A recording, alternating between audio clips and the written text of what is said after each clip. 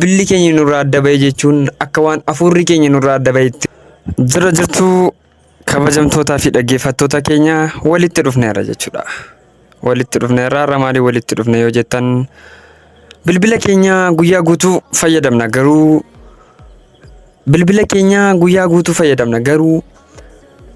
raadiyeeshinii isaa beeknaa laata? Bilbilli keenya dhiibbaa akkamii nurraan ga'a? Guyyaa guutuudha kan bilbila keenya fayyadamaa oollu. Bilbilli keenya nurraa adda bahee jechuun akka waan hafuurri keenya nurraa adda baheetti kan ilaallu. Har'a waan tokko bartuu jechuudha. Kuni SAR jedhama. SAR jechuun maal jechuudha? Specific Observation Rate isa jedhamudha jechuudha. Innis hamma raadiyeeshinii bilbilli qaama namaa keessatti xuuxamu safaruuf kan gargaarudha. Hamma raadiyeeshinii bilbilli qaama namaa keessatti xuuxamu safaruuf kan gargaarudha. Yeroo akkamii raadiyeeshiniin kun qaama keenya keessatti xuuxama jennee laaluu dandeenya jechuudha. Yeroo bilbila bilbiltu raadiyeeshiniin qaama kee keessa akka seenu beekta. Inni kan biraa yeroo intarneetii fayyadamtu, inni kan biraa yeroo giphii kee keessa yookiis immoo kiisii kee keessa bilbila kee keessa deemtu raadiyeeshiniin akka qaama keetti xuuxamu beektaa. Inni kan biraan maalidha? Bilbilli raadiyeeshinii isaa dabaluu danda'a. Bilbilumti mataan isaa immoo raadiyeeshinii isaa dabaluu danda'a. Rakkoo akkamii nutti fida?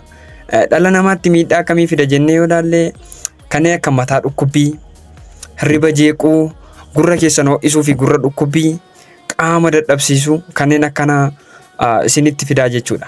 Mee akkamitti raadiyeeshinii qaama namaatti seenu kana cheek goona jettanii na gaafachuu dandeessu. Kanaaf deelerii keessan bira deemtanii amma deelerii keessan irratti urjii masalaalii duwwaa 7 masalaalii barreessaa.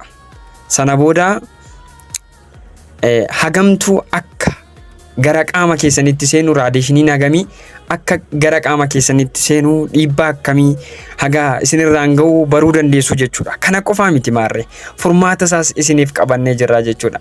Bilbilli keessan kun akka miidhaa isinirraan hin geenyeef furmaata tokko isiniif qabannee jirra. Tokkoffaan erfoonii fayyadama.